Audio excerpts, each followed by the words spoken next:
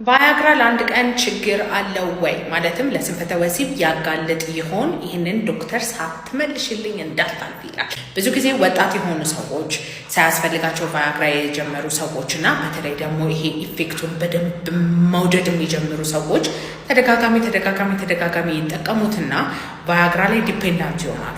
ኦኬ ሶ ያለሱ ግንኙነት ማድረግ ያቅታቸዋል። ሳይኮሎጂካሊ እሱ ላይ ጥገኛ ይሆናሉ ማለት ነው። የዛን ጊዜ ስነልቦናዊ የሆኑ የስንፈተ ወሲብ አይነቶች ሊያጋጥማቸው ይችላል። ሌላ ደግሞ ቫያግራ ችግሩ ምንድን ነው? የብልት አለመቆም ችግር ካለባችሁና ከስር መሰረቱ ያለው ችግር ተነቅሎ መታከም ሲኖርበት፣ ችግሩ መታየት ሲኖርበት ቫያግራ ተወስዳላችሁ፣ ግንኙነት ታደርጋላችሁ። ስለዚህ ከስር ያለው ችግር ሳይታከም ለረጅም ጊዜ ይቆያል ማለት ነው። ስለዚህ የብልት አለመቆም ችግራችሁን የፈጠረውን ምክንያት ሳታውቁት ነው የምትቀጥሉት ማለት ነው። ስለዚህ ስር የሰደደ ችግር ይዛችሁ ወደ ሕክምና ቦታ ትመጣላችሁ ማለት ነው። ቫያግራ 20 ሚሊግራም የሚያስወስዳችሁ አይነት ነገር ራሱ ቢኖር መታችሁ ቼክ ተደርጋችሁ እንደ አግባብነቱ ሕክምና ልናስጀምራችሁ እንችላለን።